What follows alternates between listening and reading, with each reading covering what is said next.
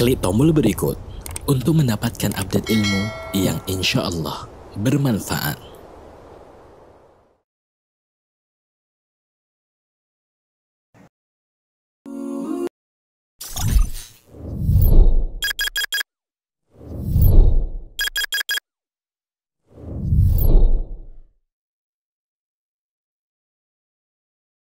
Di tengah-tengah kita. Monggo Pak Dion. Aman, boleh. Baik, Manajib. Bismillahirrahmanirrahim. Assalamualaikum warahmatullahi wabarakatuh. Waalaikumsalam. Innal hamdalillah hamdan katsiran thayyiban mubarakan fih kama yuhibbu rabbuna wa yarda. Asyhadu an la ilaha illallah wahdahu la syarikalah wa asyhadu anna Muhammadan abduhu wa rasuluh. Allahumma sholli wa sallim wa barik ala nabina Muhammad wa ala alihi wa sahbihi ajma'in. Amma ba'd. Alhamdulillah. Pemirsa kajian Yarhamu, jemaah sekalian kajian Yarhamu yang dirahmati Allah Subhanahu wa taala. Kita bersyukur kepada Allah Subhanahu wa taala sampai dengan saat ini kita masih diberikan nikmat yang begitu besar, masih dikaruniakan nikmat yang begitu banyak. Yang terutama adalah nikmat Islam, nikmat iman, nikmat diberikan sehat, dan tentunya adalah nikmat diberikan taufik kita masih dimudahkan untuk terus melaksanakan ketaatan kepada Allah Subhanahu wa taala. Juga sholawat dan salam kita selalu panjatkan kepada junjungan kita Nabi Muhammad SAW beserta para keluarga, sahabatnya, dan juga para pengikutnya yang setia dan istiqomah mengikuti sunnahnya sampai yaumul akhir kelak. Dan sebelumnya kami ingin sedikit menyapa para jamaah sekalian yang telah bergabung bersama kajian Yarhamu ini dimanapun berada, dan kami juga dapat info di sekitaran Sidoarjo, Puri Surya Jaya juga ada beberapa masjid atau jamaah yang nonton bareng online kajian ini. Alhamdulillah. Yaitu salah satunya di Masjid Salahuddin di Puri Surya Jaya. Semoga teman-teman jamaah di sana semua sehat. Juga Masjid Al-Muhajirin, semoga juga jamaah semua sehat, diberikan kesehatan. Baik, alhamdulillah. Pada malam hari ini kajian Yarhamu akan menghadirkan pemateri dan guru kita juga tentunya yang juga sudah tidak asing lagi yang kita kenal bersama dan juga telah hadir di tengah-tengah kita, Ustadz Dr. Syafiq Riza Basalama MA, yang insya Allah akan menyampaikan kajian dengan tema ilmu agama versus ilmu dunia. Masya Allah. Semoga kajian ini, materi ini bisa kita ikuti dengan baik, sehingga kita bisa jadikan ilmu yang bermanfaat dan kita jadikan bekal untuk kita mengharap ridho dan surganya Allah kelak. Amin ya rabbal alamin. Dan sedikit informasi kami dari panitia kajian Yarhamu, selain kami mengajak Bapak Ibu untuk menuntut ilmu yang juga merupakan kewajiban, kami juga membuka kesempatan bagi para pemirsa kajian, jamaah sekalian yang ingin juga melakukan ibadah infak atau bersedekah. Kami membuka program untuk infak kepada para santri, juga keluarganya yang terdampak COVID-19, yang mungkin secara perekonomiannya sulit, juga ada keluarganya yang meninggal, orang tuanya yang meninggal. Insya Allah nanti akan kami salurkan kepada pihak-pihak yang bersangkutan. Donasi atau infak bisa disalurkan langsung dengan transfer ke rekening Bank Syariah Indonesia dengan nomor 3355664448 atas nama Yayasan Rumah Al-Muhajirin.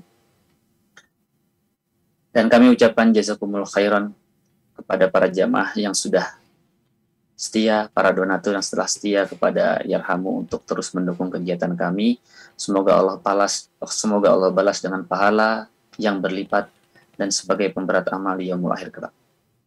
Baik, sepertinya sudah tepat waktu pukul 19.30 sesuai dengan jadwal. Mari langsung saja kita ikuti dan kita simak kajian dari Ustadz Dr. Syafiq Riza Basalamah. Kepada Ustadz, waktu kami persilakan. Tafadhol Ustadz. Jazakumullah khairan. Assalamualaikum warahmatullahi wabarakatuh. Alhamdulillah. Segala puji bagi Allah. Wassalatu wassalamu ala Rasulillah. Salawat dan salam semoga senantiasa tercurahkan untuk baginda Nabi kita Muhammad alaihi salatu wassalam, yang diutus oleh Allah sebagai rahmatan lil alamin, yang diutus untuk seluruh umat manusia, yang diutus dengan Al-Quranul Karim, yang sampai hari ini kita masih merasakan dan akan terus merasakan indahnya risalah yang dibawa oleh penutup para nabi. Dan semoga salawat itu bersambung untuk keluarga beliau, untuk para sahabat beliau, dan orang-orang yang mencintai beliau. Amma ba'd. Agama kita,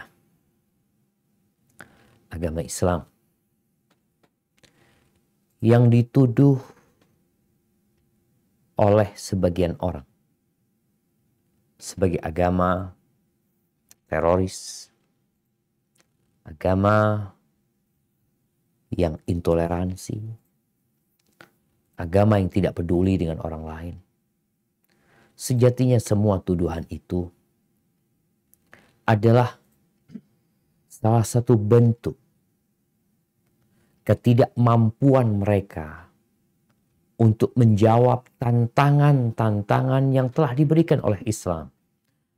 Kalau mereka memang beranggapan Islam ini salah, Al-Quran itu tidak benar, Nabi Muhammad alaihissalam bukan Nabi, bukan utusan Allah, silahkan dijawab tantangan-tantangan Allah.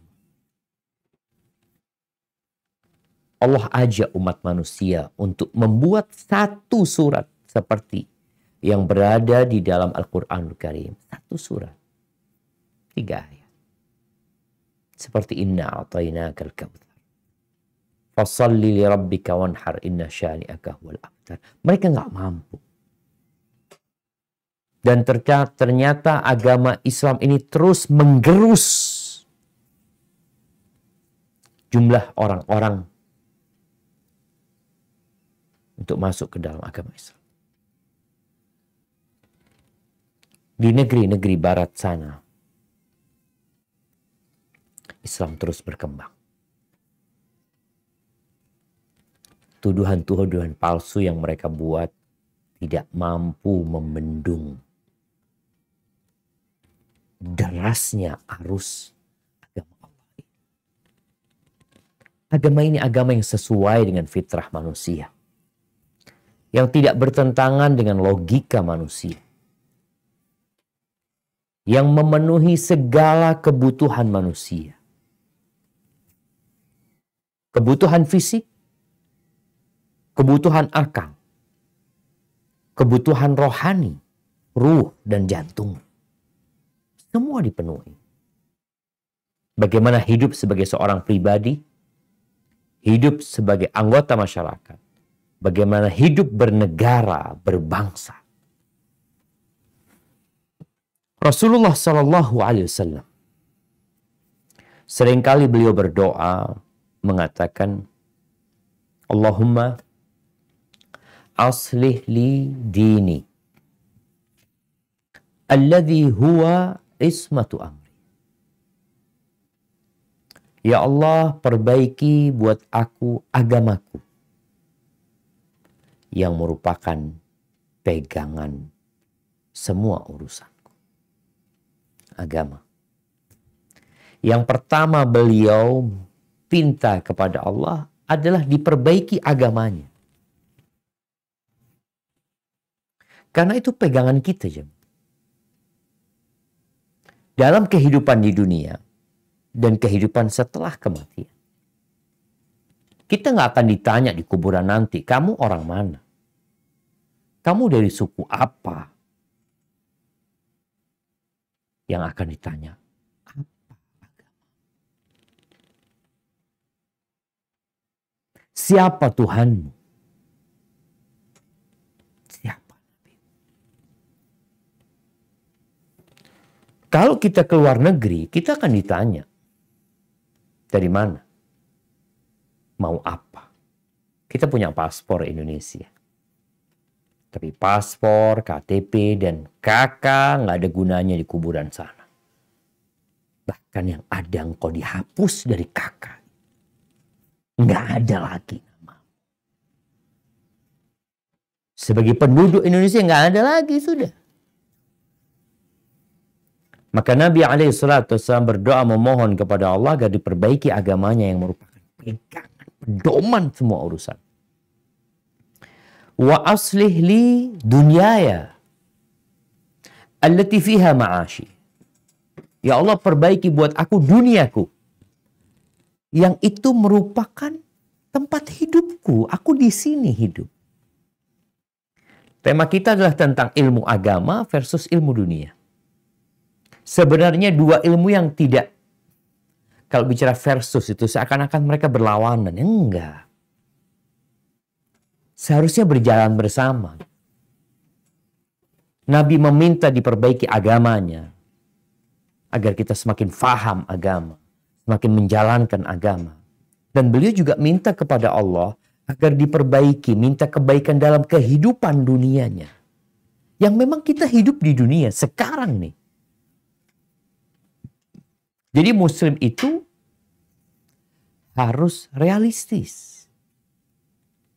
Nabi doanya minta diperbaiki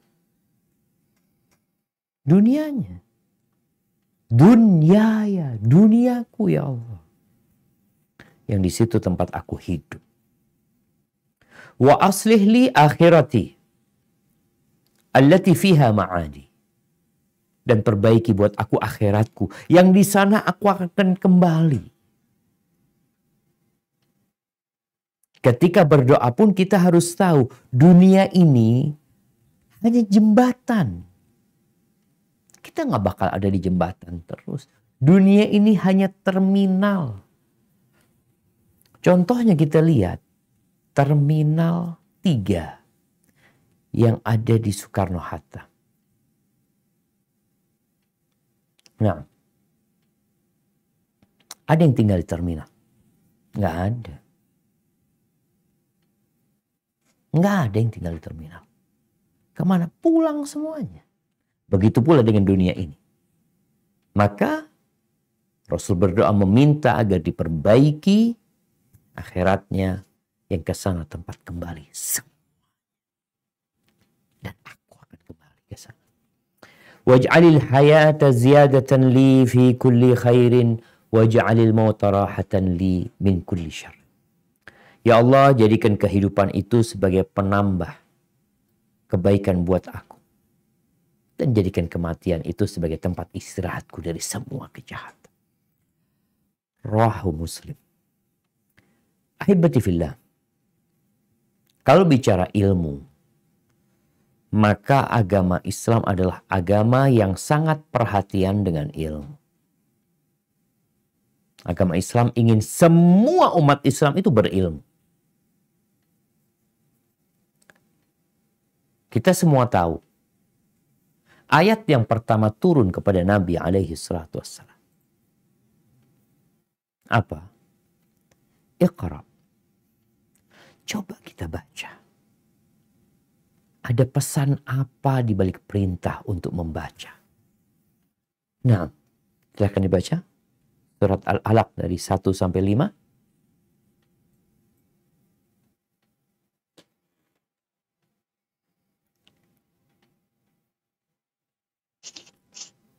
أعوذ بالله من الشيطان الرجيم اقرأ باسم ربك الذي خلق خلق الإنسان من علق اقرأ وربك الأكرم الذي علم بالقلم علم الإنسان ما لم يعلم. Bacalah dengan menyebut nama Tuhanmu yang menciptakan.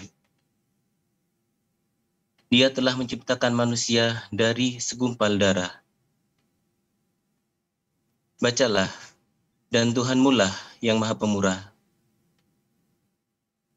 yang mengajar manusia dengan perantaran kalam. Dia mengajarkan kepada manusia apa yang tidak diketahuinya. Subhanallah jemaah. Allah Azza wa Jalla memerintahkan kepada Nabi untuk membaca. Yang merupakan salah satu sarana untuk menuntut ilmu. Untuk mengerti dan memahami. Iqra. Tapi tidak sembarang bacaan dibaca. Ada tata cara membaca. Ada metode membaca yang benar. Bismi rabbikal ladzi khalaq. Bacalah dengan nama Rabbmu yang menciptakan. Khalaqal insan min 'alaq. Agar manusia ingat. Dia tercipta dari segumpal darah. Disuruh baca lagi, baca. Wa rabbukal akram. Tuhanmu yang paling mulia. Yang mengajarkan dengan pena. Manusia itu pada dasarnya semua nggak tahu apa-apa. Allah mengajarkan dengan pena. Allahu Akbar. Allamal insana ma lam ya'lam. Mengajarkan kepada manusia apa yang sebelumnya mereka tidak mengetahui. Orang-orang nih lahir nggak tahu apa-apa. Bagaimana manusia kemudian dapat membuat pesawat? Siapa yang ngajarin mereka? Allah Azza wa Jalla. Bagaimana dengan kamera ini? Siapa yang mengajarkan kepada manusia? Sehingga mereka dapat membuat kamera, mereka dapat membuat internet. Allah Jalla Jalaluh.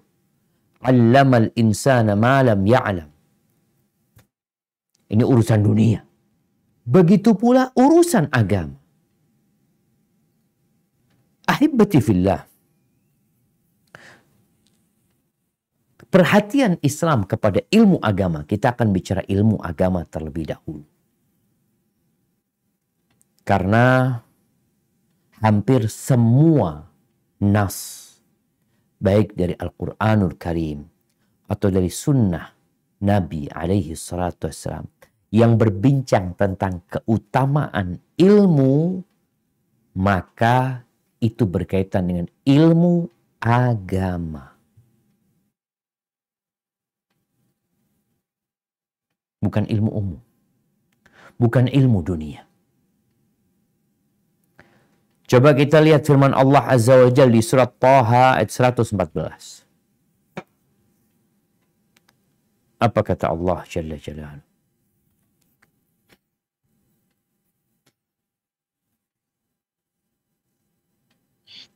A'udzu billahi minasyaitonir rajim. Allahul Malikul Haqq. Fata'ala Allah. ولا تعجل بالقرآن من قبل أن يقضى إليك وحيه وقل ربي زدني علما. Maka Maha Tinggi Allah, Raja yang sebenar-sebenarnya, dan janganlah kamu tergesa-gesa membaca Al-Quran sebelum disempurnakan mewahyukannya kepadamu, dan katakanlah, Ya Tuhanku, tambahkanlah kepadaku ilmu pengetahuan. Nah, ilmu apa? Ilmu yang berdasarkan wahyu. Beliau diperintahkan oleh Allah untuk meminta tambahan. Wa qul rabbi zidni ilman. Nabi bersegera ketika diwahyukan kepadanya Al-Quran, ketika Jibril membacakannya kepada Nabi SAW, Nabi itu ingin langsung mengulangi. Maka Allah larang, jangan terburu-buru. Biarkan selesai wahyu itu diwahyukan kepadamu. Engkau akan menghafal. Dan katakan, Rabbi zidni ilmu. Tambahkan kepada aku ilmu. Di surat Fatir ayat 28. Allah berbincang tentang orang-orang yang takut kepada Allah. Orang-orang yang meninggalkan perbuatan yang terlarang. Terus berusaha mendekatkan diri kepada Sang Pencipta. Seperti apa orang tersebut sih? Yang gak mau makan haram. Yang gak mau ngambil atau mengganggu orang lain. Gak mau menzalimin orang lain. Siapa mereka? Apa kata Allah Azza wa Jalla? Di surat Fatir ayat 28.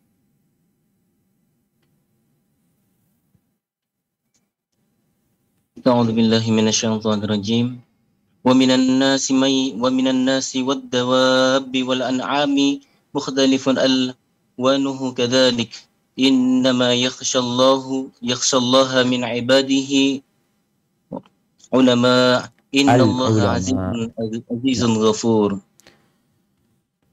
Dan demikian pula di antara manusia, binatang-binatang melata dan binatang-binatang ternak yang bermacam-macam warnanya dan jenisnya. Sesungguhnya yang takut kepada Allah di antara hamba-hambanya hanyalah ulama. Sesungguhnya Allah Maha Perkasa lagi Maha Pengampun. Nah, orang yang takut sama Allah itu yang punya ilmu. Yang paham tentang Allah. Bukan bicara ilmu dunia. Kalau ayat ini dianggap sebagai yang takut kepada Allah dari hamba-hambanya adalah ilmuwan. Enggak. Kita lihat banyak orang pinter nggak sholat. Tidak sedikit orang-orang yang beraki-aki IQ tinggi, dia juga makan haram. Bahkan ada yang ateis nggak takut sama Allah. Ini menunjukkan bahwasanya yang dimaksud dengan ulama adalah ulama-ulama agama.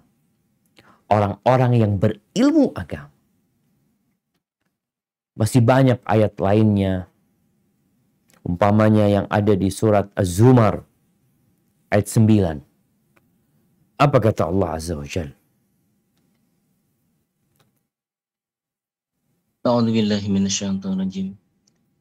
أَمَّنْ هُوَ قَانِتٌ آنَاءَ اللَّيْلِ سَاجِدًا وَقَائِمًا يَحْذَرُ الْآخِرَةَ وَيَرْجُو رَحْمَةَ رَبِّهِ قُلْ هَلْ يَسْتَوِي الَّذِينَ يَعْلَمُونَ وَالَّذِينَ لَا يَعْلَمُونَ إِنَّمَا يَتَذَكَّرُ أُولُو الْأَلْبَابِ.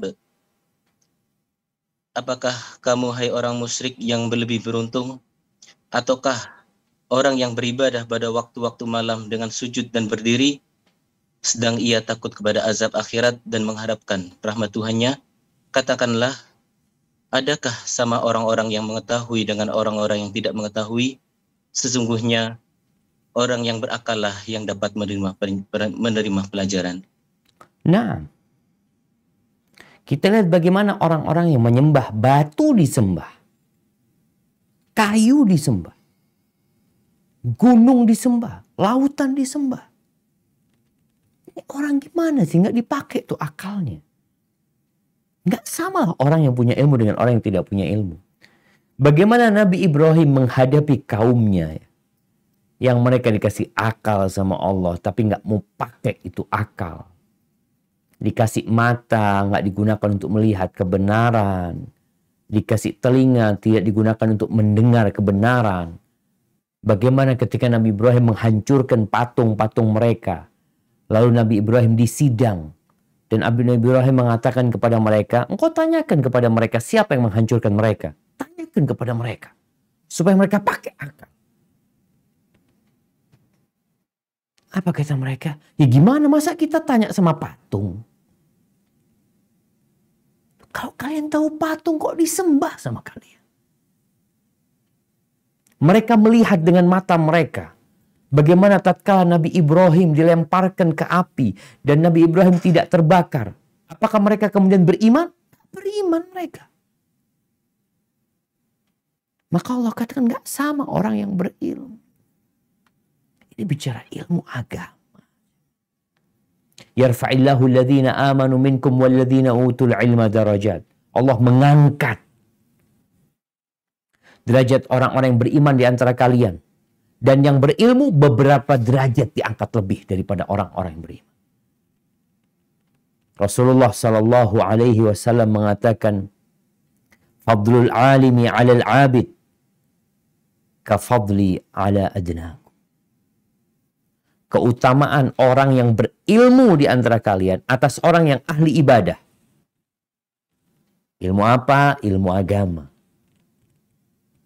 Dibanding dengan orang yang ahli ibadah. Kafadli ala adnakum. Seperti keutamaan aku, ini keutamaan Nabi SAW. Dibandingkan orang yang paling rendah di antara kalian. Kemudian Nabi SAW mengatakan, Innallaha wa malaikatahu wa ahlas samawati wal ardi hatta an-namla fi juhriha wa hatta al-hut la yusalluna ala muallimin nasil khair. Rahu Tirmidzi. Sesungguhnya Allah Jalla Jalaluh dan para malaikatnya dan penduduk langit, penduduk bumi, sampai semut di lobangnya, sampai ikan di lautan, mereka bersolawat. Mereka berdoa meminta kebaikan buat yang mengajarkan kebaikan kepada manusia. Muallim yang mengajarkan agama ini kepada manusia. Dan belajar agama itu salah satu tanda Allah ingin kebaikan buat orang ini.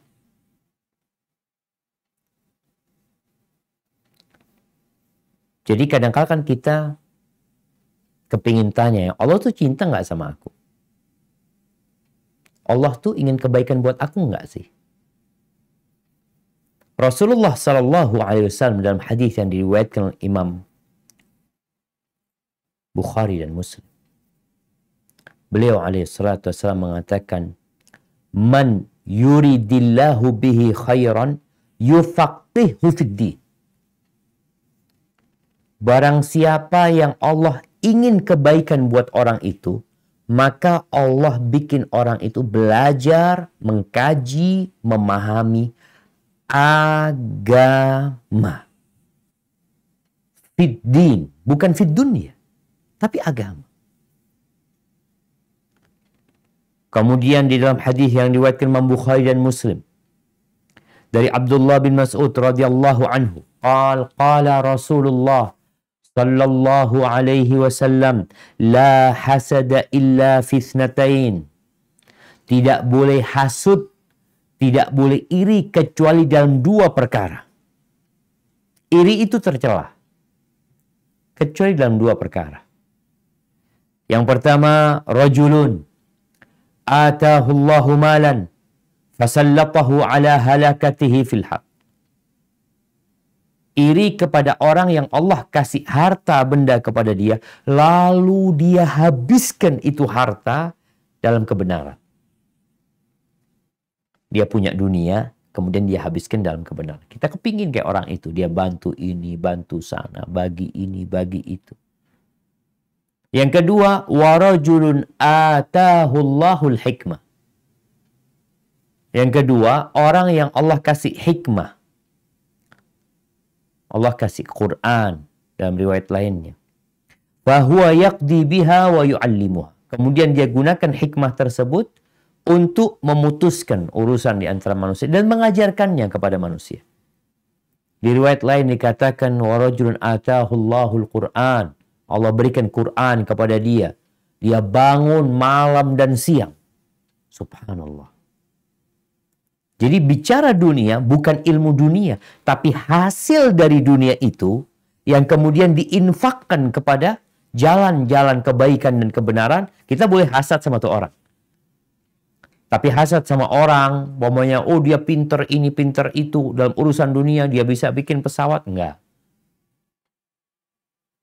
Hasutnya itu kepada yang dikasih Quran, dikasih agama, atau dikasih harta, kemudian dia infak di jalan Allah Azza wa Jalla. Ahibati fillah. Rasulullah SAW pernah berkata kepada Ali bin Abi Thalib. Ini berkaitan dengan ilmu agama.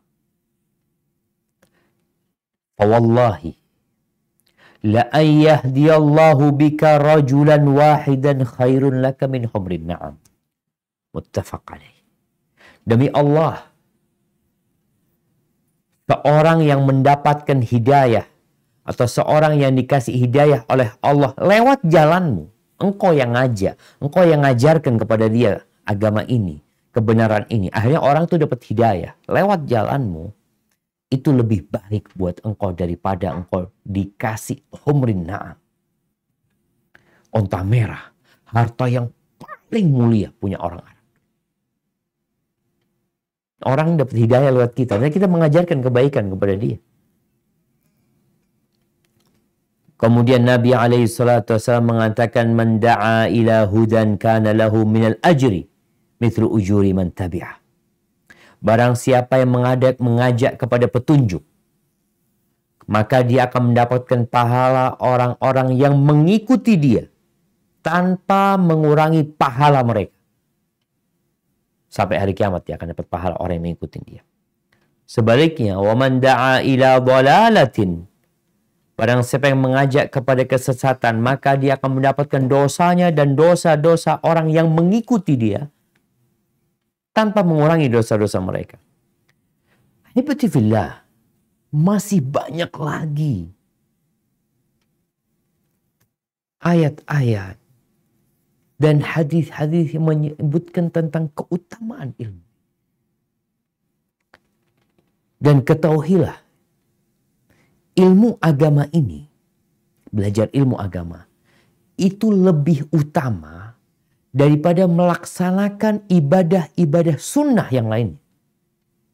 Sholat sunnah, puasa sunnah, sedekah sunnah, dibandingkan dengan belajar ilmu agama, lebih utama. Kenapa? Sufyan ats-Tsauri mengatakan, innama fuddilal ilm.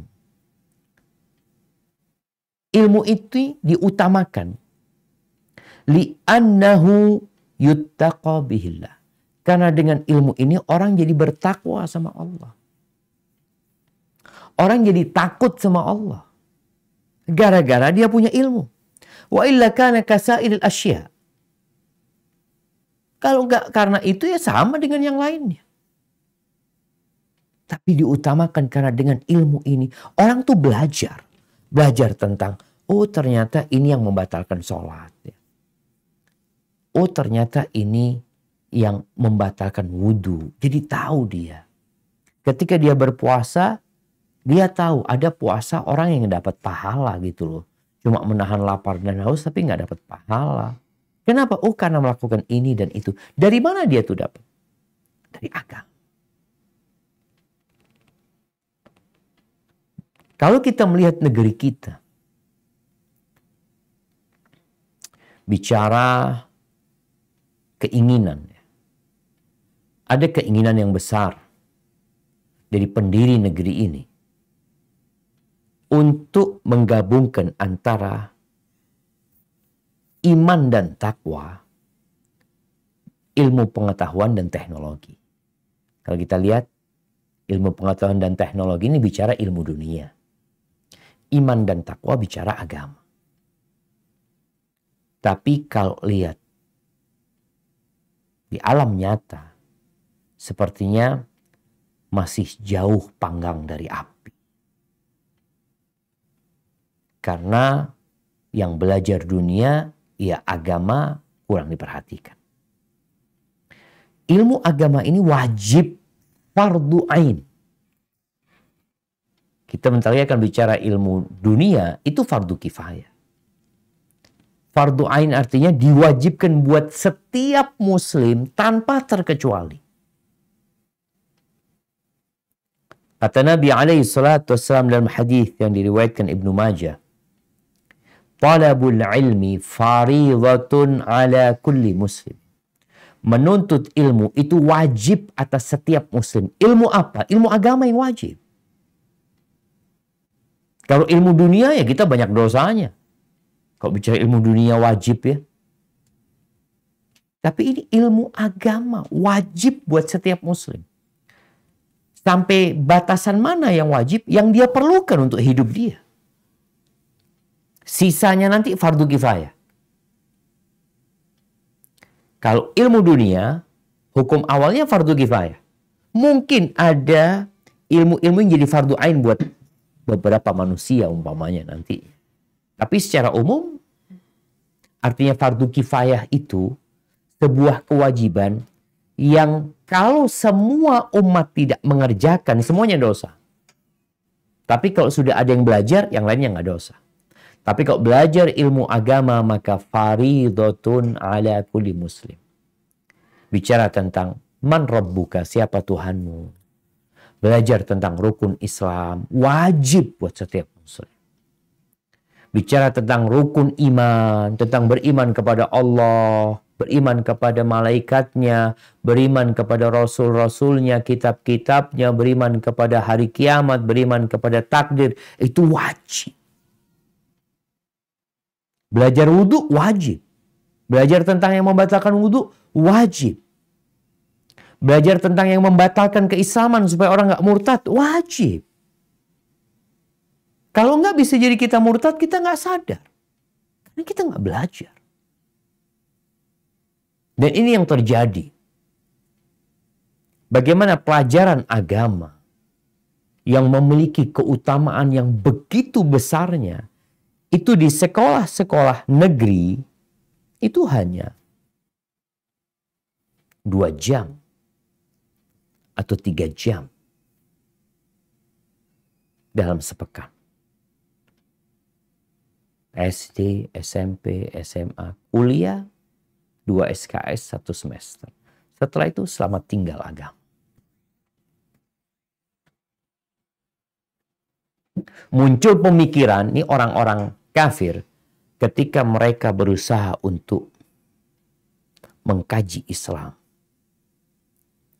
Mereka menyebutkan, ini pandangan mereka, bahwa yang menyebabkan Muslim itu jadi fundamentalis, kemudian nanti dia jadi radikal, itu karena terlalu mendalam belajar agama.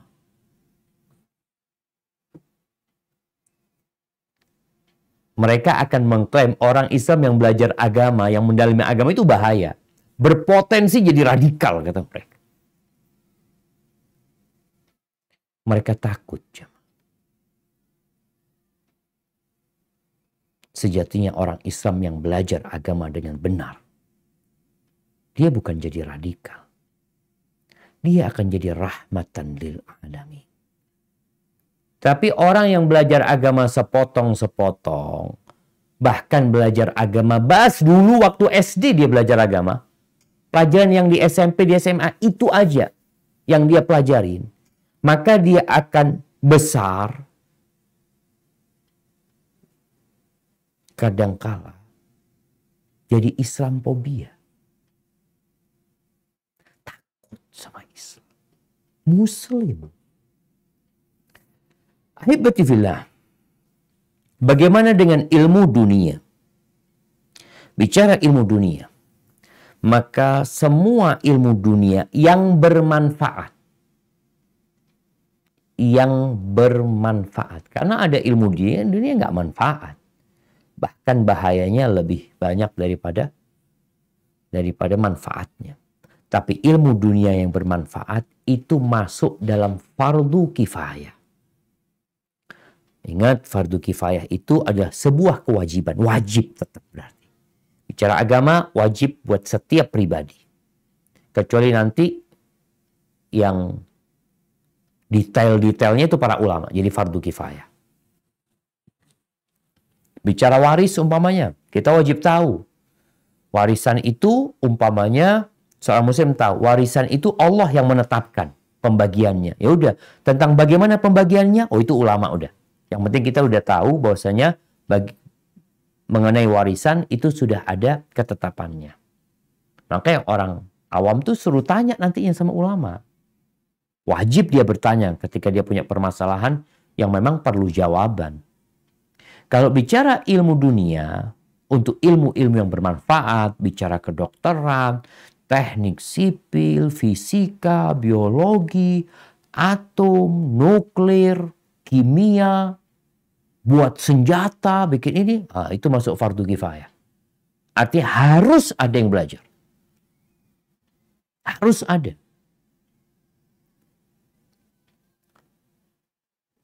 Kalau nggak ada yang belajar, maka semuanya dosa. Allah Azza wa Jalla berfirman di surat Al-Anfal ayat 60. Apa kata Allah Azza wa Jalla?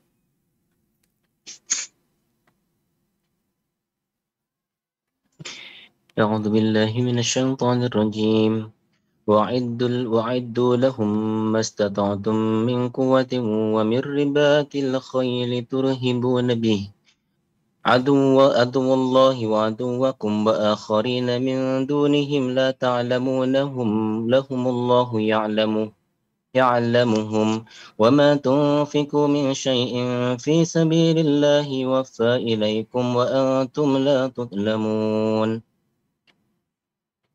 Dan siapkanlah untuk menghadapi mereka kekuatan apa saja yang kamu sanggupi, dan dari kuda-kuda yang ditambat untuk berperang, yang dengan persiapan itu kamu menggetarkan musuh Allah, musuhmu, dan orang-orang selain mereka yang kamu tidak mengetahuinya. Sedang Allah mengetahuinya. Apa saja yang kamu nafkahkan pada jalan Allah, niscaya akan dibalas dengan cukup kepadamu, dan kamu tidak akan dianiaya atau dirugikan. Barakallahu fikum. Bagaimana Allah di sini memerintahkan kepada umat Islam untuk mempersiapkan segala bentuk kekuatan untuk menghadapi musuh. Berarti kita perlu belajar. Belajar bikin pesawat. Karena sekarang nih mereka yang punya pesawat tempur, maka tentunya dapat menggempur musuhnya dari jarak jauh yang mereka selamat dari senjata-senjata orang yang ada di bawah. Bicara umpamanya bikin rudal antar benua. Harus ada umat Islam yang belajar.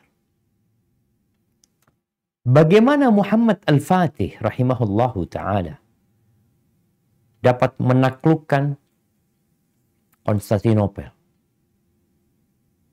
yang Nabi alaihi salatu wassalam menyebutkan bahwasanya ni'mal amiru, sebaik-baiknya pemimpin adalah pemimpinnya, dan sebaik-baiknya pasukan adalah pasukan mereka yang menaklukkan Konstantinopel dengan ilmu dunia. Nah, bagaimana membuat yang namanya meriam. Bagaimana mereka menyusun strategi. Ini termasuk dari perintah Allah. Jadi seorang yang belajar ilmu dunia yang bermanfaat buat dirinya, buat umat Islam, dan demi kejayaan Islam, atau manfaatnya secara umum buat umat Islam dari sisi dunia mereka. Bicara dokter, sangat bermanfaat buat orang lain. Membangun jembatan, membangun rumah ini, manfaat buat orang lain. Maka silakan dipelajari. Dan sekali lagi, ilmu-ilmu yang bermanfaat yang dibutuhkan oleh umat itu akan menjadi fardu kifayah. Harus ada yang belajar. Namun perlu niat. Innamal a'malu binniyat. Agar engkau belajar ilmu dunia itu dapat ganjaran, maka harus ada niat. Wa innama likulli imri'in ma nawa. Semua orang itu akan mendapatkan apa yang dia niatkan. Bicara ilmu agama juga perlu niat. Tapi ada perbedaan. Ilmu agama ini nggak boleh diniatkan cari dunia. Ilmu dunia boleh niat cari dunia. Ya udah, tapi nggak dapat pahala ya. Dia cuma ya untuk cari kerja gitu loh. Belajar ini kenapa? Ya anak butuh ijazah hanya buat daftar kerja gitu. Nggak apa-apa. Tapi nggak dapat pahala dia karena dia cuma sekedar belajarnya itu hanya untuk dunia. Belajar dunia ya untuk dunia. Belajar agama nggak boleh buat dunia. Bagaimana Rasul Shallallahu Alaihi Wasallam mengatakan, "Man ta'allama ilman mimma yubtagha bihi wajhullah la yata'allamuhu illa liyusiba bihi aradan minad dunya lam yajid arfal jannah yaumal qiyamah." Barang siapa yang belajar ilmu, yang ilmu itu adalah untuk mencari keridhaan Allah Subhanahu wa taala, yang dicari untuk mencari keridhaan Allah, tapi ternyata dia menuntut ilmu itu untuk mendapatkan sedikit dari kenikmatan dunia, maka dia tidak akan mencium bau surga. Karena ilmu agama ilmu yang mulia, yang seharusnya engkau mencari untuk tujuan akhirat, mencari keridhaan Allah Azza wa Jalla. Ternyata cari ilmu agama untuk cari dunia, untuk cari amplop, untuk memperkaya dirinya. Kalau ilmu dunia, ya memang untuk dunia, tapi akan jadi mulia tatkala niatnya orang ini. Kenapa engkau belajar kedokteran? Untuk memberikan manfaat kepada orang. Untuk membantu orang lain. Ana tidak ingin pandemi ini terus seperti ini. Ana ingin menciptakan vaksin yang bermanfaat buat umat manusia, Masya Allah. Dia dapat pahalanya karena dia meniatkan hal itu untuk manfaat orang lain.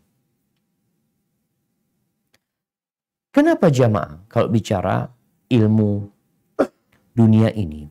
Ketika orang belajar ilmu dunia, dia itu nggak akan belajar tentang perkara-perkara yang mendekatkan diri dia kepada Allah. Nggak akan belajar ketika belajar dunia tentang hal-hal yang membuat dia jadi takut sama Allah Azza wa Jal. Sampai cerita kawan, berapa banyak dokter-dokter ahli bedah saraf ini ateis, nggak percaya sama Allah gitu. Padahal ketika dia melakukan operasi, dia melihat betapa rumitnya saraf-saraf yang ada. Kok nggak membuat mereka bertanya siapa yang menciptakan? Karena memang di ilmu dunia ya nggak diajarin hal itu, nggak diajarin tentang cara berwudu. Oleh karena itu, teman-teman yang sekarang sedang belajar dunia, ingat ilmu yang engkau pelajari fardu kifayah. Artinya kalau engkau belajar, kalau umpamanya di kelas ada 40 orang umpamanya, engkau nggak belajar, masih tinggal 39 orang gitu loh. Karena fardu kifayah. Kalau bicara 39 orang nggak belajar, 1 orang belajar, cukup. Ada yang mempelajarinya. Bicara ilmu dunia. Tapi kalau ilmu agama, berapa jumlah umat Islam? Di Indonesia ada 230 juta umpamanya. 230 juta itu punya kewajiban belajar agama. Wajib. Untuk perkara-perkara yang dibutuhkan. Kita bicara tidak semua ilmu agama secara detail, enggak. Tapi secara umum, Nabi sudah menjelaskan. Oleh karena itu, dahulu kalau ada orang masuk Islam, maka Nabi SAW mengatakan, alimu akhakum.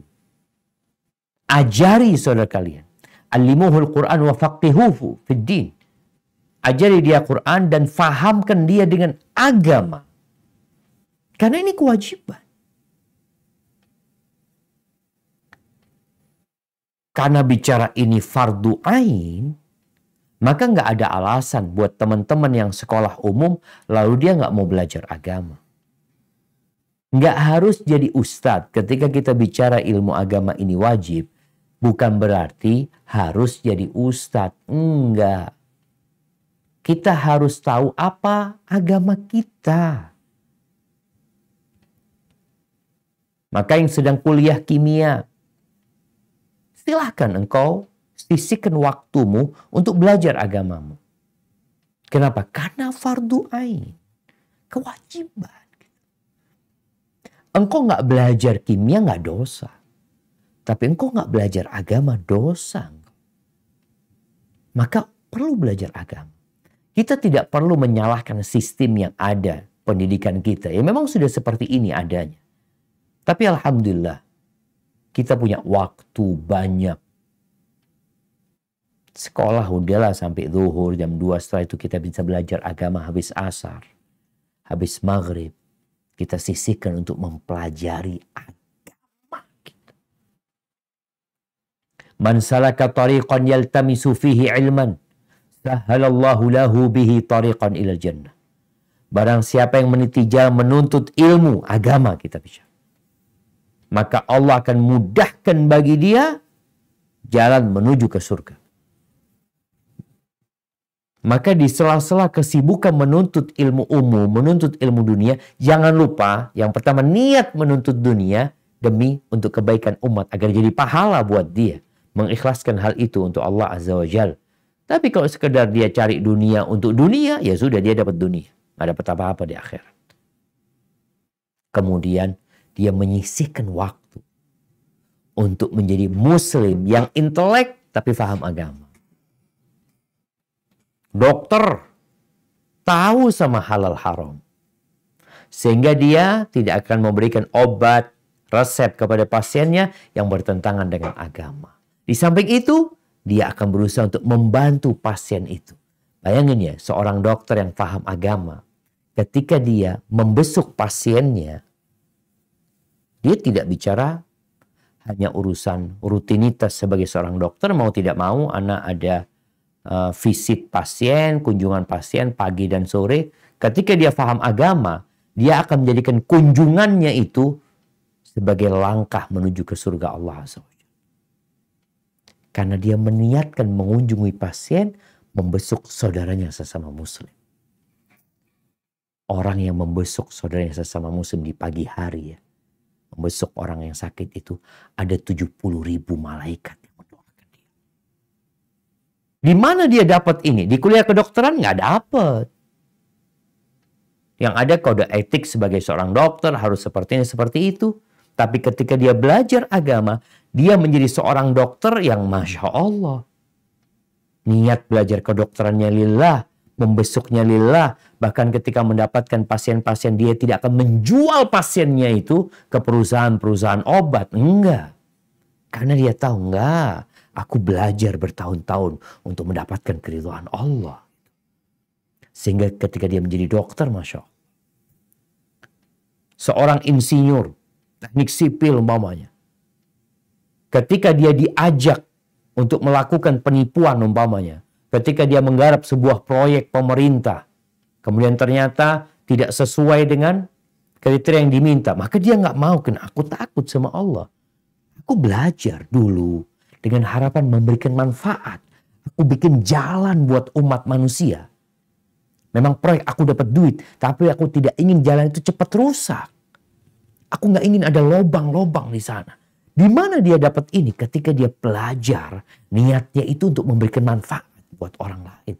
Tapi kalau niatnya untuk dapat uang, ya udah. Innamal a'malu binniyat. Ahibati fillah.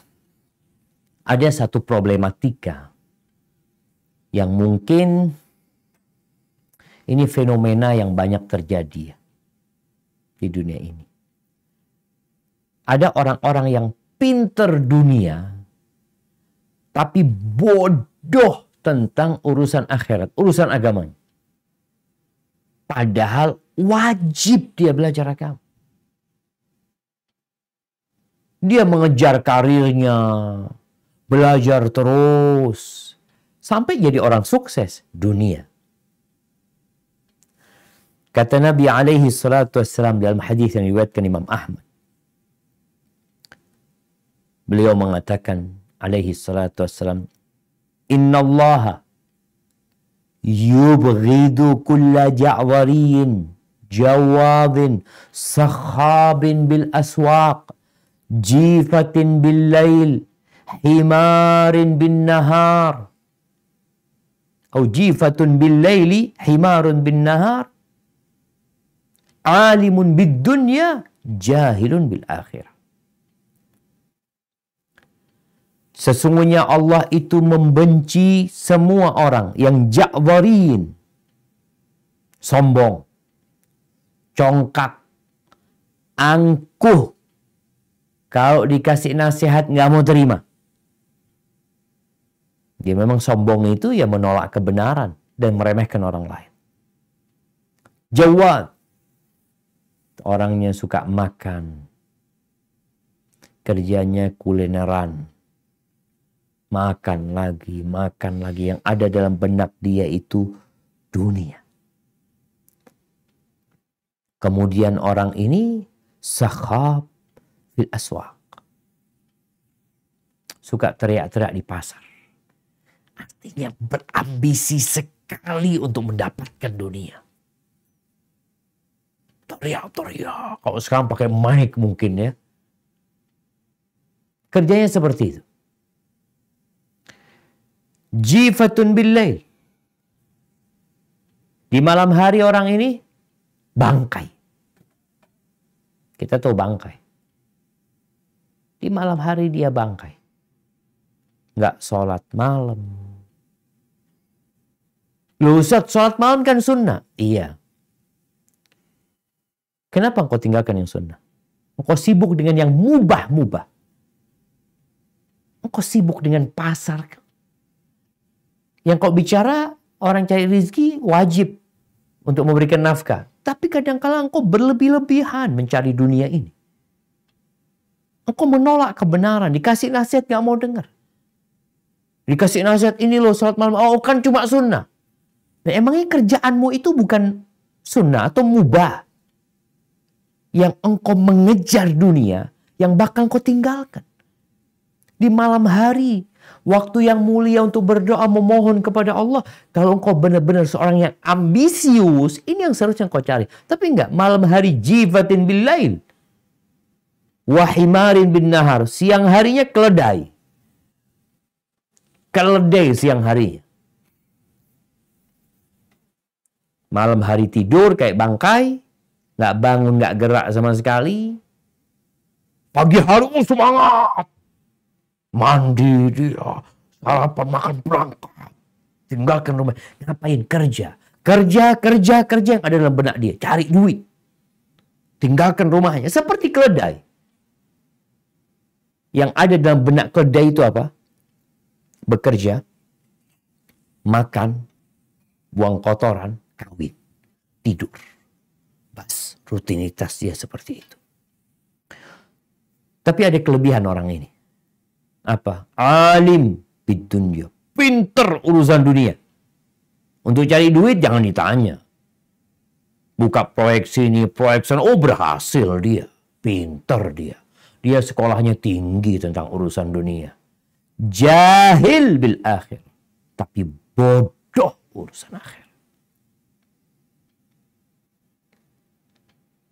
Dia pinter membangun rumah dan istana. Di dunia. Tapi nggak bisa bangun rumah di surga.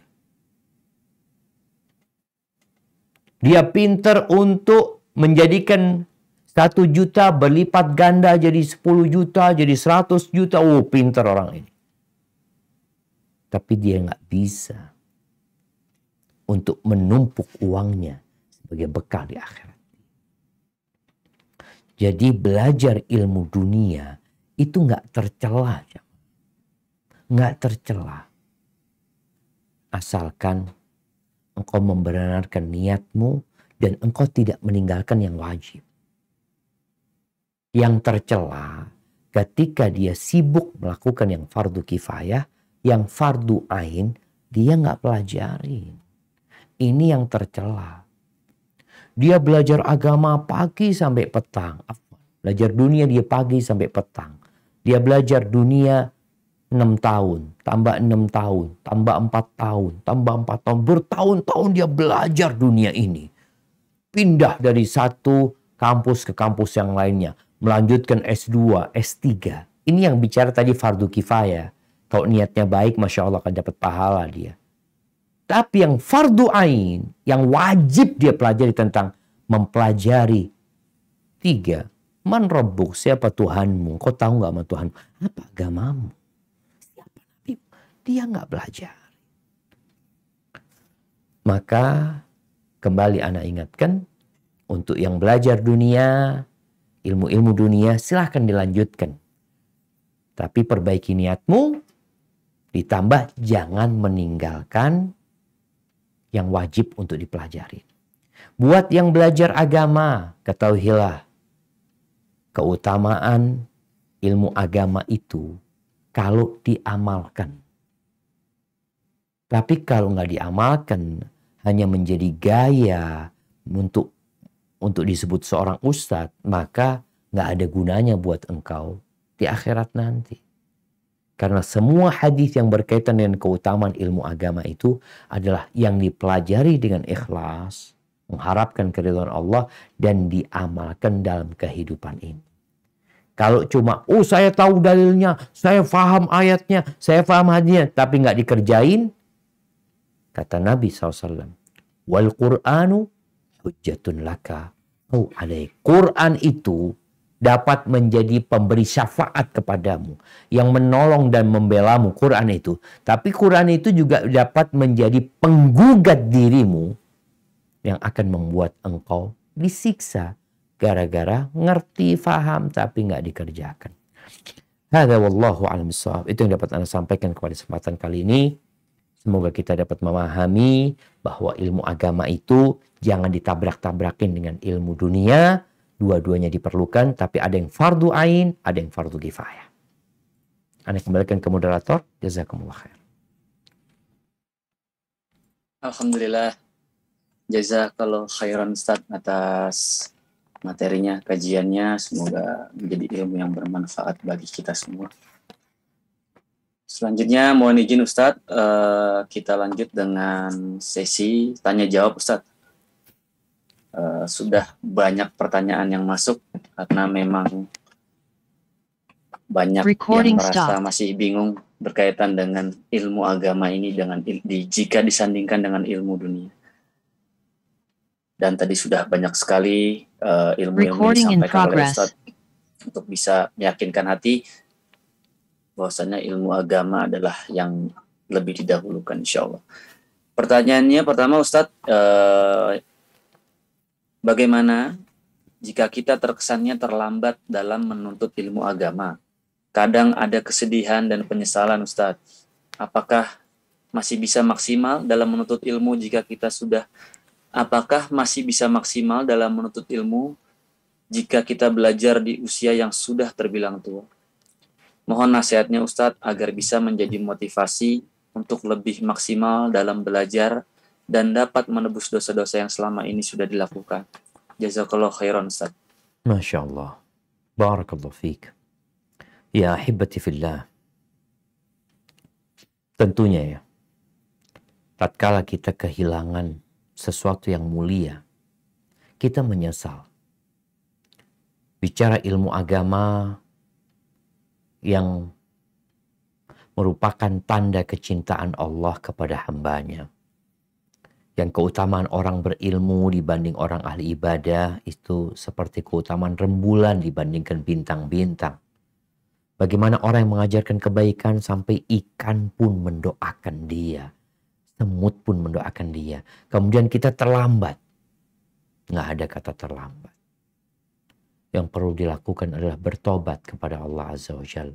Kalau memang kita banyak menghabiskan waktu kita untuk hal-hal yang tidak berguna, kurang berguna, bahkan dosa. Maka nasihat Anda bertobat kepada Allah Azza wa Jalla.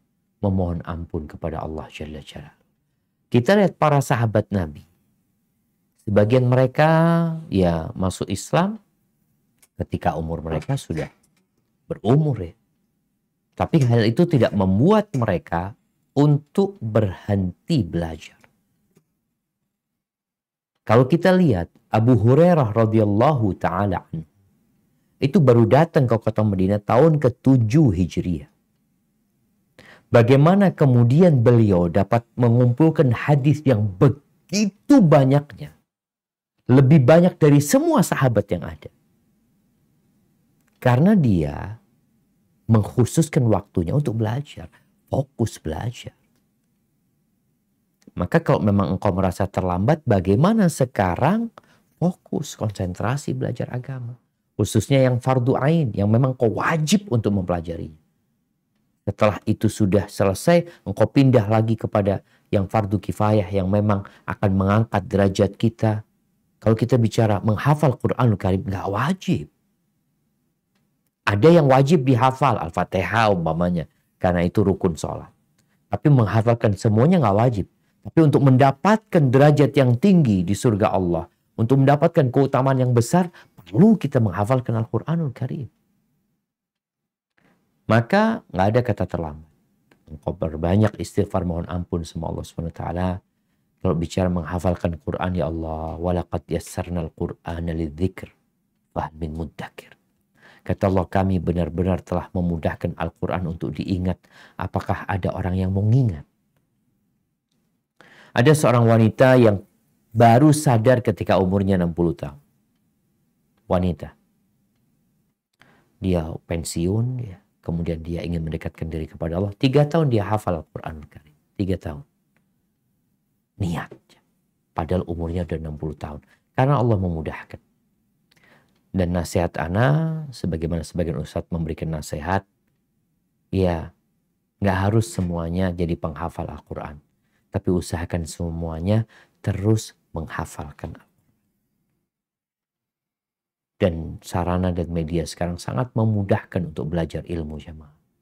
Sangat mudah sekali. Kalau bicara gimana ya di kampung ana nggak ada ustadz ya, sulit dapat ustadz. Ya Allah, sekarang adanya media ini, engkau dapat menyimak tafsir umpamanya, juz amma full. Ada tafsirnya Ustadz Firanda umpamanya. Kau dengerin. Mau belajar tauhid, kitabut tauhid, usulul thalatha, ada kajian-kajian Ustadz Yazid umpamanya. Tinggal dengerin. Kalaupun nggak bisa datang ke tempat beliau, alhamdulillah Allah mudahkan. Dan berdoa minta sama Allah. Wa qul rabbi zidni ilman. Ya Allah, tambahkan buat aku. Hadza wallahu a'lam bissawab. Alhamdulillah. Jazakallahu Ustaz atas jawabannya. Selanjutnya Ustaz izin bertanya. Jika kita sudah berpisah dengan suami atau bercerai, tapi anak-anak ikut bersama bapaknya, semuanya.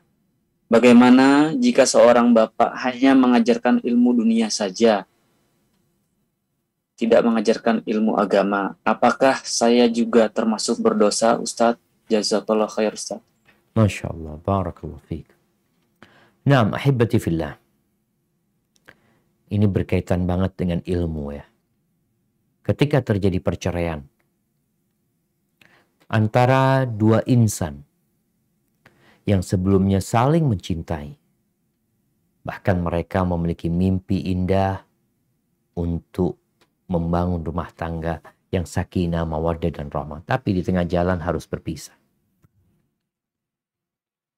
Orang yang tidak punya ilmu agama, kadangkala dia menceraikan istrinya puluhan kali, tapi nggak pisah-pisah.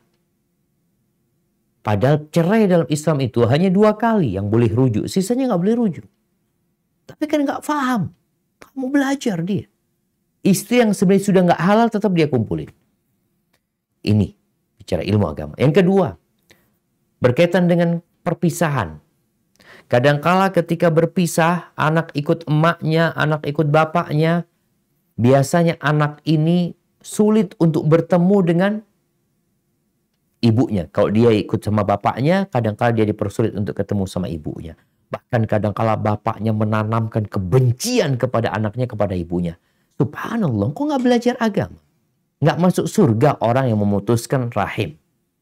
Engkau nggak belajar bahwa tuh anak lebih wajib berbakti kepada ibunya daripada kepada bapak. Tapi karena nggak paham agama. Terus bagaimana sekarang? Ada juga kondisi anak yang ikut sama ibunya, bapaknya nggak tanggung jawab. Dia pikir, ya udah kan udah ikut ibunya. Ibu yang kasih makan. Padahal full kewajiban itu kepada bapaknya. 100% kewajiban memberikan nafkah, pendidikan dan lain itu sebenarnya pendidikan. Sebenarnya kewajiban bapak gitu. Walaupun anak itu ikut ibu. Terus sekarang bagaimana ketika anak itu ikut bapaknya? Maka seorang ibu tetap ya, kalau anak itu datang kepada dia bisa menjumpai anaknya, ya dia berikan nasihat kepada anaknya. Kalau anaknya nggak sholat, bagaimana disuruh sholat. Kalau anaknya umpamanya nggak peduli sama agama, bagaimana disuruh belajar agama walaupun sepekan sekali umpamanya dia mengkhususkan waktu. Jadi tetap ada usaha dari seorang ibu, walaupun kalau bicara tanggung jawab, maka tanggung jawab bapaknya. Hadza wallahu a'lam bishawab. Baik Ustadz, jazakallahu khair. Pertanyaan selanjutnya dari pertanyaannya, izin minta nasihat Ustadz. Kita tahu ada anjuran agar sebaiknya wanita berada di rumah dan mereka memiliki kodrat untuk menjadi seorang istri dan ibu. Tapi di satu sisi ada kekhawatiran nantinya apabila mereka perlu membantu suami dalam hal finansial. Lalu bagaimana mereka bisa menyiapkan skill dalam menghadapi kondisi urgent lalu diperlukan untuk bekerja? Saya banyak mendapat pertanyaan seperti ini dari siswi perempuan yang saat ini ada di jenjang SMA. Dan mereka banyak yang ingin lanjut kuliah, lalu bingung memilih jurusan apa yang sekiranya bisa bermanfaat bagi mereka kelak, baik menjadi seorang istri ataupun menjadi seorang ibu. Jazakallahu Ustaz, barakallahu. Masya Allah, barakallahu fiik. Nah, subhanallah, betapa mulianya hati siswi-siswi ini. Ketika dia berpikir bagaimana dia memiliki skill yang dengannya dia bisa membantu suami dalam urusan ekonomi. Sebelum itu, maka bagaimana para siswi ini yang bertanya? Mereka memiliki skill untuk menjadi seorang istri. Bukan menjadi seorang pencari uang. Tapi bagaimana dia menjadi seorang istri yang soleha. Yang memuliakan suaminya. Yang sesuai dengan kodrat dia. Kalau bicara kodrat dia, di mana-mana perempuan, ya harapannya jadi istri gitu. Yang kedua, dia juga harus memiliki skill. Bagaimana menjadi seorang ibu. Karena banyak sekolahan yang kalau kita lihat ya, anak SMA atau kuliah. Di kuliah dia nggak ada mata pelajaran yang mengajarkan kepada dia untuk menjadi seorang istri kalau dia perempuan. Untuk menjadi seorang ibu kalau dia perempuan, hampir disebut nggak ada gitu.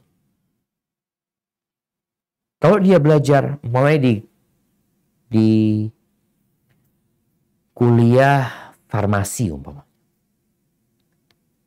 Nggak tahu ya. Mudah-mudahan Anda salah. Apakah mereka yang di farmasi itu akan belajar bagaimana menjadi seorang ibu? Menjadi seorang istri? Sepertinya enggak. Mudah-mudahan Anda salah. Maka sampaikan kepada siswi-siswi itu, jangan bicara ekonomi dulu.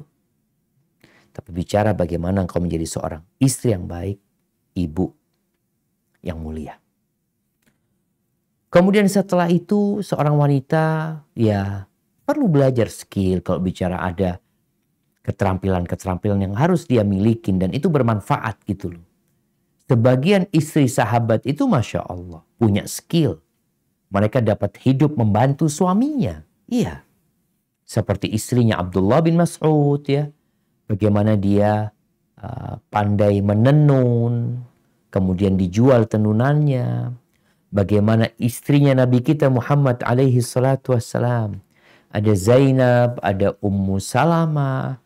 Mereka punya skill. Mereka bisa menyamak kulit, kemudian dibuat ini dan dijual.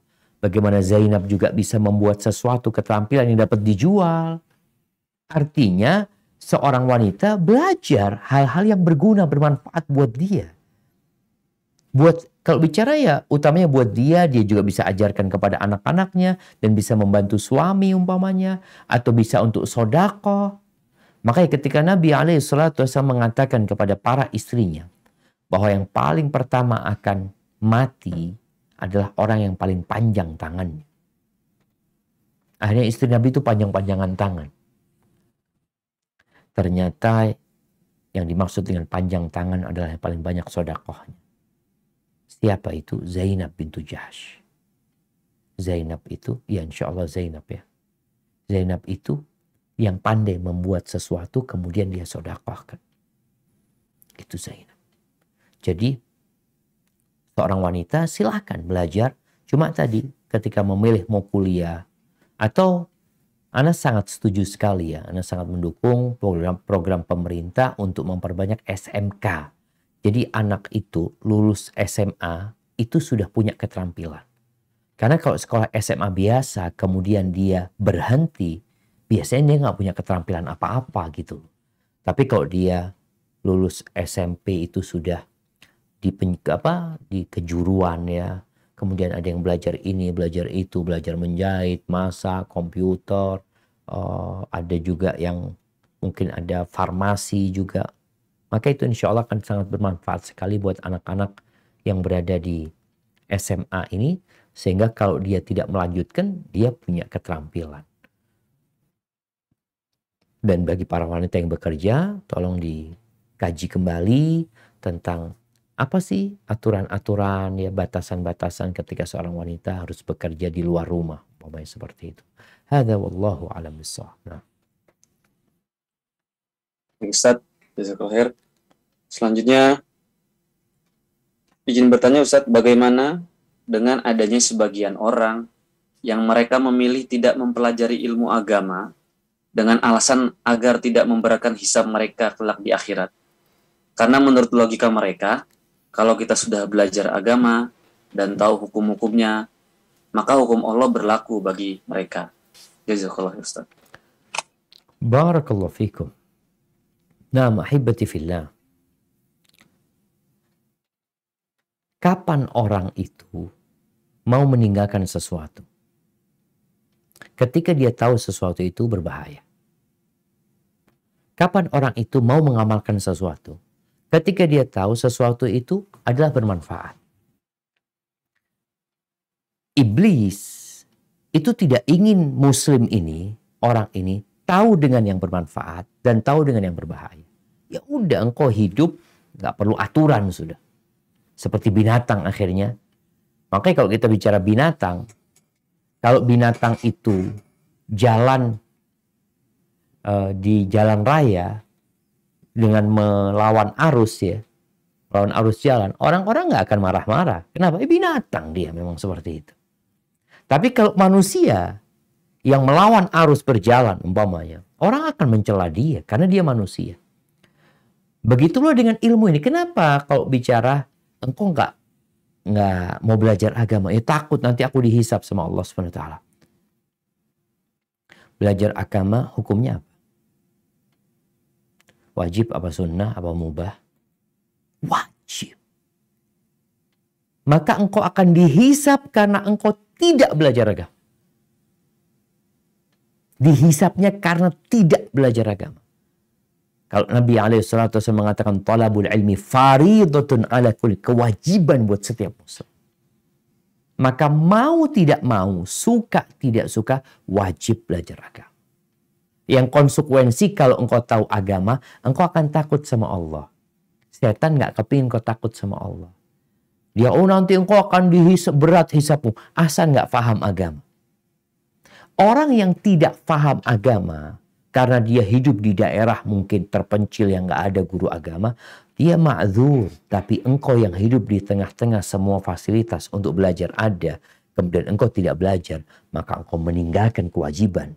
Dan yang ditakutkan, engkau seperti sapi yang berjalan di pinggir jalan, di tengah jalan tadi, yang sama orang diterima udhurnya, tapi engkau tidak akan diterima.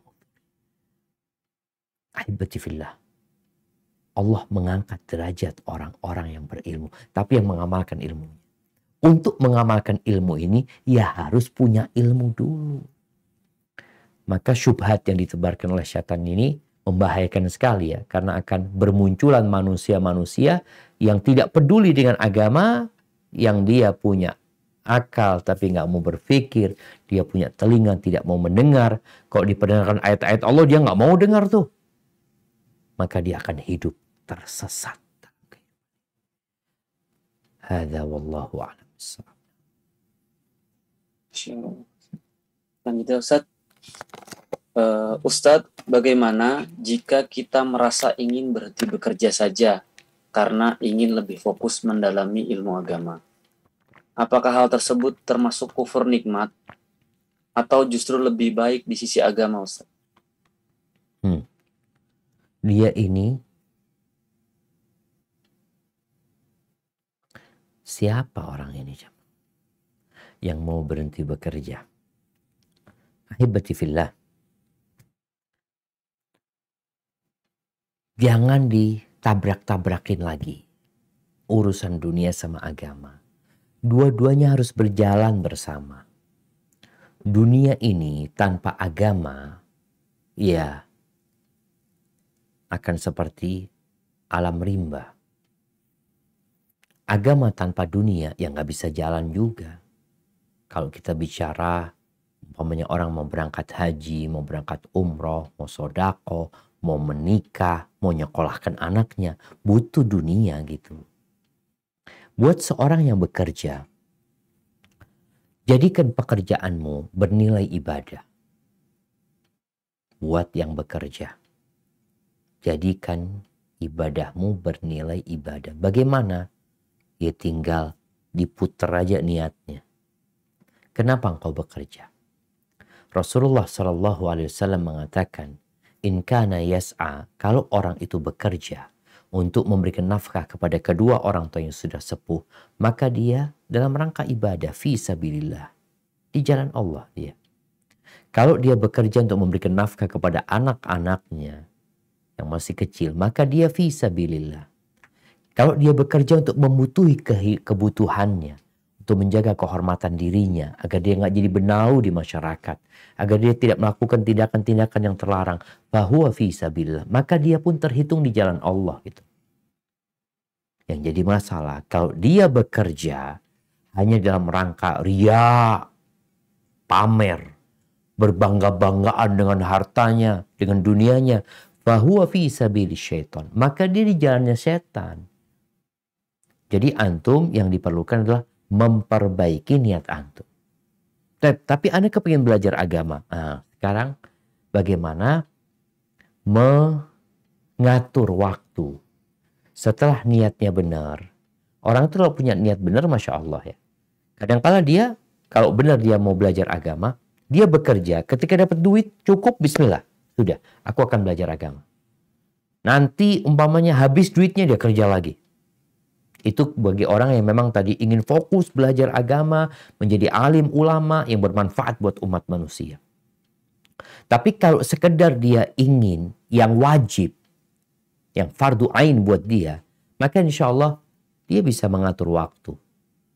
Tiap habis subuh umpamanya dia belajar, tiap habis ba'dal maghrib umpamanya, atau sepekan 2 kali, sepekan 3 kali.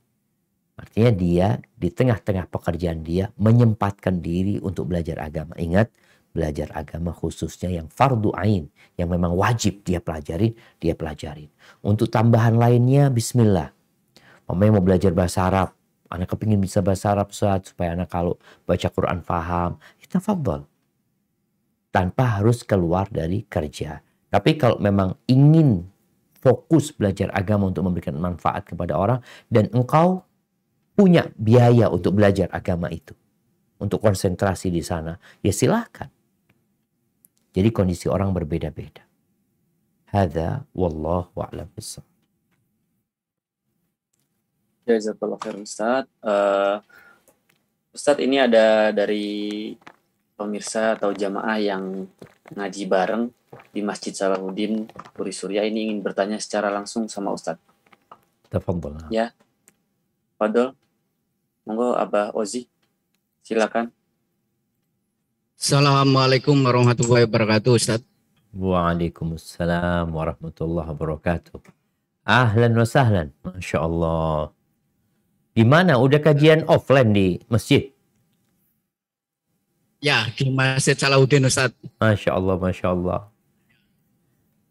Naam, tafadhol. Saat ini paradigma kebanyakan orang itu kan kalau kita bicara tentang sukses, itu kebanyakan dari materi duniawi, ya Ustaz. Naam. Artinya setiap orang, contohnya aja kalau kita reuni, Ustaz.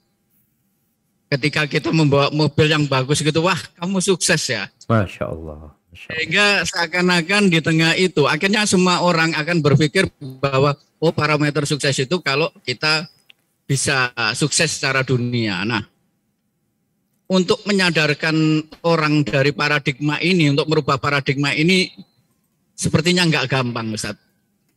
Itu harus dari mana, Ustaz, ya kira-kira?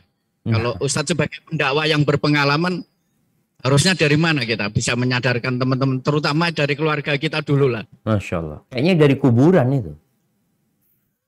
Ya Ustaz. Dari kuburan. Dibawa ke kuburan nih teman-teman nih. Masya Allah. Siap kalau gitu. Nah, itu pertanyaannya. Subhanallah jamaah. Ya. Apa yang disebutkan oleh kawan kita yang bertanya barusan itu Masya Allah. Itu sepertinya realita yang nggak bisa kita pungkiri. Kalau bicara sukses di keluarga, ya yang rumahnya bagus, mobilnya mewah, yang jadi pejabat, oh fulan jadi pejabat gitu, fulan jadi ini kalau lagi reuni itu.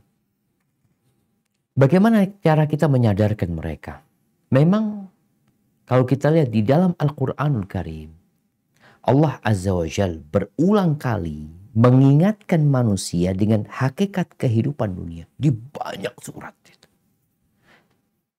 Agar orang faham, engkau sebentar loh, nggak lama-lama di sini. Memahami kehidupan dunia ini hanya sementara, itu akan merubah paradigma kesuksesan. Kenapa? Engkau mau punya mobil sebagus apapun, ditinggal loh di sini. Benar ya? Makanya tadi Anda sampaikan, kenapa perlu diajak ke kuburan? Supaya dilihat di sana. Mana kawan-kawan yang sukses di sini? Mereka semua sudah dihapus dari kakaknya. Dihapus dari, udah nggak ada lagi mereka. Udah nggak eksis lagi di dunia ini. Istri-istri mereka yang cantik dikawinin sama orang. Rumahnya dijual, hartanya dibagi. Maka sesekali kayaknya reuni itu perlu ke kuburan. Ziarah kubur yang dekat sana sudah bismillah kita lihatlah. Ada kawan kita yang meninggal, yuk bismillah. Jadi kita mengingatkan mereka dengan akhir. Tapi nanti ketika sibuk dengan dunia, mereka akan sibuk lagi mencari dunia. Karena dunia ini menggoda sekali. Allah Azza wa Jalla mengatakan, i'lamu annamal hayatud dunya la'ibun wa lahu wa zinatun wa tafakhurun bainakum wa takathurun fil amwali wal aulad. Ketahuilah bahwa hakikat kehidupan dunia hanya permainan. Hanya sesuatu yang melalaikan. Nggak sungguhan gitu loh. Kita ini nggak sungguhan kita ini. Kita cuma sebentar. Mau bicara orang yang sukses, yang kaya, ntar lagi ditinggal kekayaan. Perhiasan, orang punya ini, punya itu. Kemudian berbangga-banggaan. Kalau lagi reuni tanya, punya anak berapa? Bininya berapa? Wah, anakku 11. Masya Allah. Istri 3. Masya Allah. Berbangga-banggaan. Ya, itu kehidupan dunia. Kamathali ghaithin ajabal kuffar. Nabatuhu. Seperti tanaman. Kalau bisa dicontohkan dengan jagung. Sekarang lagi musim jagung di Jember ini.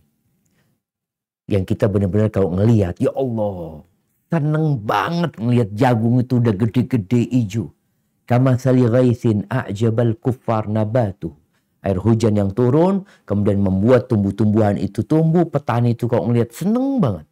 Thumma yahiju fatarahu musfarran. Tapi nggak lama. Ijonya itu nggak lama. Segernya nggak lama. Bentar lagi jadi kuning. Kemudian dibawa angin tahu-tahu habis.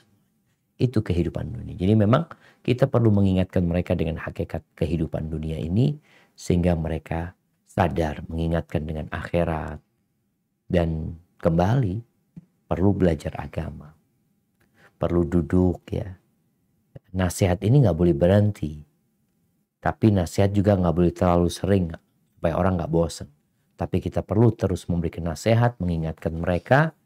Dan ya kalau bicara kekayaan sebenarnya adalah kekayaan hati ya. Karena ada orang kaya yang sebenarnya miskin.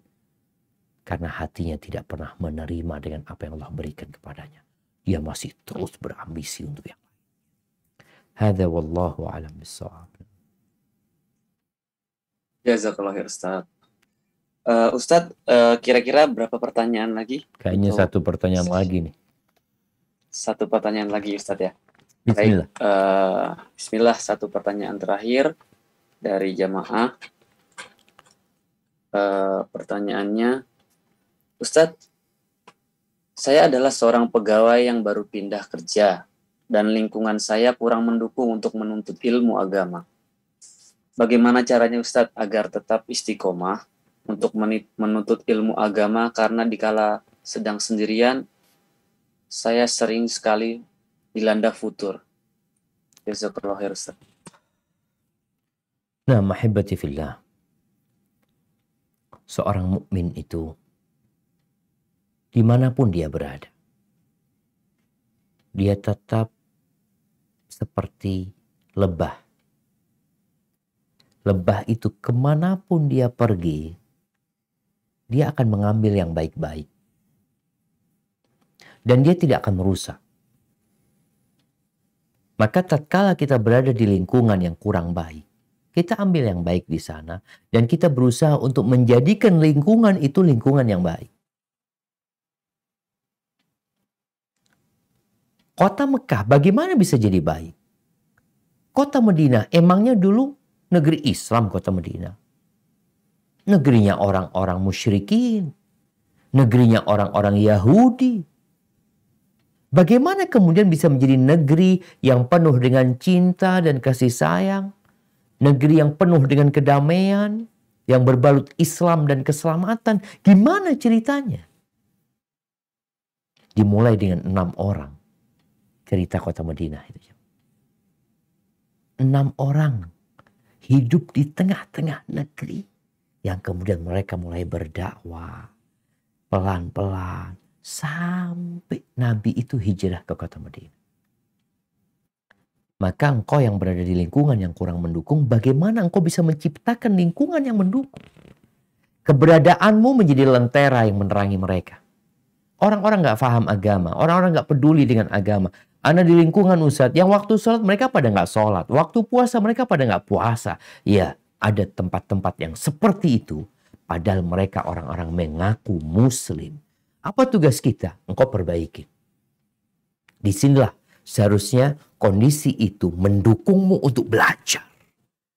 Aku harus belajar. Aku harus sampaikan kepada mereka. Engkau akan diledek. Engkau akan dibully. Engkau akan dikatakan sok suci, sok ustadz, sok ngajarin. Biarkan. Karena semua celaan itu pernah diberikan kepada Nabi SAW. Dikatakan sok suci ini dan itu. Ya. Dan engkau perlu cari kawan. Maka ambil satu kawan, ajak untuk ngaji, ajak untuk belajar. Engkau hidupkan sunnah di sana, sunnah salam ketika waktu sholat. Jamaah, ayo bismillah, udah masuk waktu sholat nih. Ucapan-ucapan yang positif agar mereka tahu bahwa engkau ingin semuanya menjadi baik. Dan berdoa mohon sama Allah agar ditetapkan keimanan. Karena biasanya kalau bicara futur ya, iman itu ada semangatnya yang berkobar, tapi ada futurnya. ketika engkau futur, maka hendaklah engkau menjaga diri untuk tidak sendirian. Cari kawan di tempat lain yang bukan tempat kerjamu. Ketika pulang bekerja, cari kawan untuk belajar, untuk ngaji, sambil terus berdoa minta ditetapkan hatinya dan minta supaya kawan-kawan mendapatkan hidayah semuanya. Hadza wallahu a'lam bishawab. Itu yang dapat Anda sampaikan pada kesempatan kali ini. Kurang lebihnya mohon maaf. Semoga kita menjadi orang-orang yang belajar agama terus, tapi tidak melupakan kewajiban kita di dunia ini. Dan buat kawan-kawan yang terus belajar ilmu dunia, jangan lupa engkau punya kewajiban belajar agama. Dan niatkan untuk kebaikan dan memberikan manfaat kepada umat manusia ketika engkau belajar ilmu dunia. Barakallahu fiik. Anda kembalikan ke moderator. Jazakumullah khair. Wa jazakallahu khairan Ustaz. Alhamdulillah, barakallahu fiik. Kami ucapkan jazakallahu khairan pada Ustaz atas materinya, atas kajiannya, dan juga jawaban dari pertanyaan para pemirsa sekalian. Dan kami dari panitia mohon maaf yang sebesar-besarnya kepada peserta atau pemirsa yang bertanya, tapi pertanyaannya belum sempat diteruskan kepada Ustadz. Semoga pertanyaannya juga tetap tercatat sebagai pahala dalam kajian kali ini. Dan kami dari kepanitiaan Yarhamu mengucapkan jazakumul khairan kepada para pemirsa sekalian, jamaah yang sudah berpartisipasi dan juga selalu mendukung kegiatan Yarhamu. Semoga Allah balas dengan pahala yang berlimpah. Dan juga kami ucapkan jazakumullah khairan kepada tim Ustadz yang telah memfasilitasi terselenggaranya kajian malam hari ini sehingga bisa berjalan dengan khusyuk dan lancar, alhamdulillah. Baik, untuk kajian hari ini kita akhiri. Semoga apa yang telah disampaikan Ustadz kita bisa jadikan ilmu yang manfaat, bisa jadikan bekal untuk kita meraih surganya Allah, dan insya Allah semoga kita semua disatukannya di dalam surganya Allah seperti Allah menyatukan kita di majelis malam hari ini. Kami dari kepanitiaan mengakhiri. Barakallahu fikum. Kita sama-sama membaca doa kafaratul majlis. Subhanakallahumma wa bihamdika asyhadu an la ilaha illa anta astaghfiruka wa atubu ilaik. Barakallahu fik. Wassalamualaikum warahmatullahi wabarakatuh. Waalaikumsalam warahmatullahi wabarakatuh. Jazakallahu khairan wa barakallahu fikum Ustaz.